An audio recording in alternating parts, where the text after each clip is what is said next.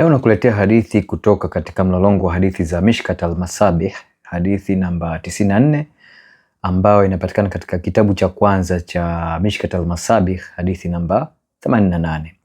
Na hadithi hii imepewa kiwango cha sahihi kufuatana na isnadi yake ilivyo na kwa mujibu wa mwanazuoni huyu ajulikanaye kama Zubair Alizai. Hadithi hii inasema kama ifuatavyo. Ubad bin As-Samit aliripoti kuwa Mtume wa Mwenyezi Mungu alisema, kitu cha kwanza ambacho Mungu alikiumba ni kalamu.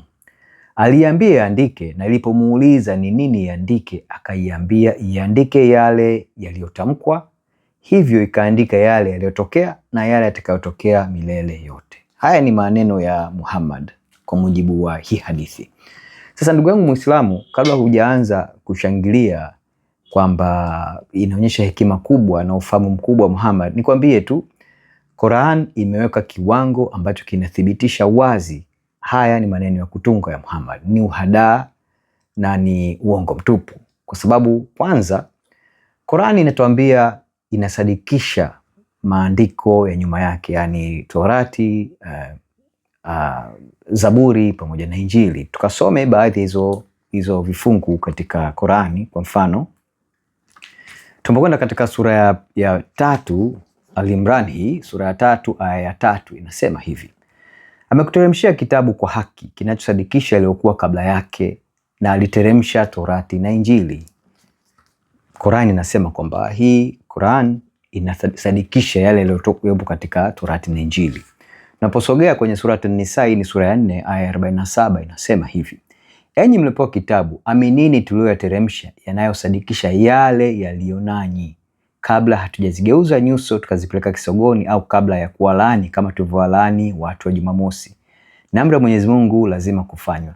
Hizi ni sehemu chache tu nimekusomea katika Qur'an. Ziko sehemu, kuna aya zisizopungua 20 zinazo sema kwamba Qur'an inasadikisha yale yaliyoteremshwa kabla yake. Lakini Qur'an imekwenda mbali ya hapo. Inasema kwamba hakuna awezaye kubadilisha maneno ya Allah. Maana yake ni kwamba kabla wewe Muislamu hujakimbilia kusema Torati au Injili au Zaburi au vitabu vingine katika Biblia vimetiwa mkono au vimeharibiwa, Allah anasema hakuna awezaye kuharibu maneno hayo, maneno yake. Na kusomea katika sura ya 6 ya Qur'an aya ya 34 inasema hivi: na hakika walikabidhishwa mitume kabla yako, wakavumilia kwa kule kukabidhishwa na kuudhiwa mpaka ikawafikia nusura yetu, na hakuna abadilishaye maneno ya Mwenyezi Mungu, na bila shaka zimekufikia habari za mitume hao.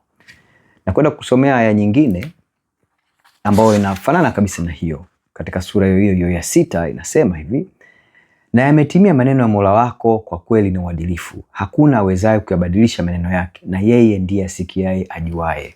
Kwa hiyo hapa ninajaribu kukuambia ni hivi: jambo la kwanza, Qur'an inasadikisha maandiko yaliyopita. Lakini jambo la pili, Qur'an inasema hakuna awezaye kubadilisha maneno yake huyu Allah. Kwa maana hiyo kwamba hoja ya kudai kwamba Biblia kama ni Torati, kama ni Zaburi, kama ni Injili imehitilafiwa au imeharibiwa au imetiwa mkono ni hoja ya kutunga tu.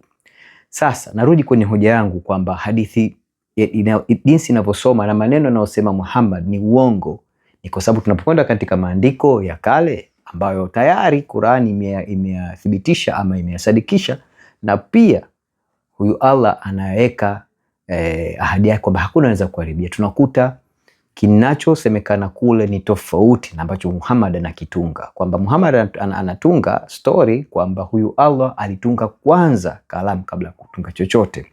Tunaenda kusoma katika kitabu cha Mwanzo sura ya 1 mstari wa 1. Nikufahamishe tu ndugu yangu Muislamu usiyefahamu, Torati ni mkusanyiko wa vitabu 5. Kitabu kimoja hapo katika Torati ni hichi kitabu cha Mwanzo. Ndio kitabu cha kwanza kabisa unapofungua Biblia takatifu. Mstari wa 1 sura ya 1 unasema hivi, na ni mstari mfupi sana. Unasema hapo mwanzo Mungu aliziumba mbingu na nchi.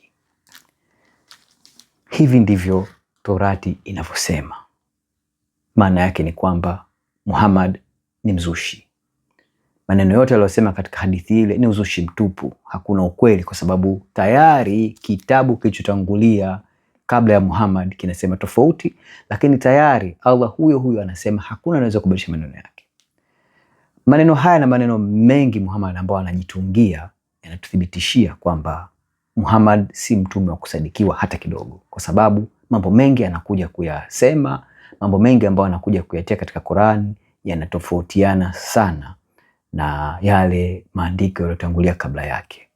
Nikutie moyo ndugu yangu, kama anavyosema siku zote kwamba hatima yako ni ya msingi sana. Tafakari upya. Achana na imani katika uzushi unaotoka katika huyu mtu anaitwa Muhammad na kitabu chake kinachoitwa Qur'an. Njoo katika imani ya kweli ya Ukristo. Maandiko haya ni makini sana. Download Biblia hii, uisome, uone mwenyewe kwa macho yako na kwa ufahamu wako namna gani uzushi huu wa Muhammad unakupelekea wewe kuingia katika hatari ya kuingia katika moto wa milele.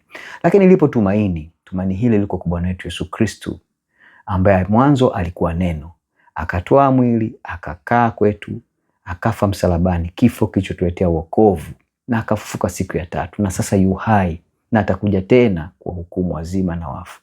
Na anatuambia wazi kwamba yeye peke yake ndio njia na kweli na uzima, na hakuna mtu anayeweza kumfikia Baba yake aliye mbinguni isipokuwa kwa njia ya yeye, si kwa Muhammad wala si kwa Allah, bali kwa Bwana wetu Yesu Kristo. Asante.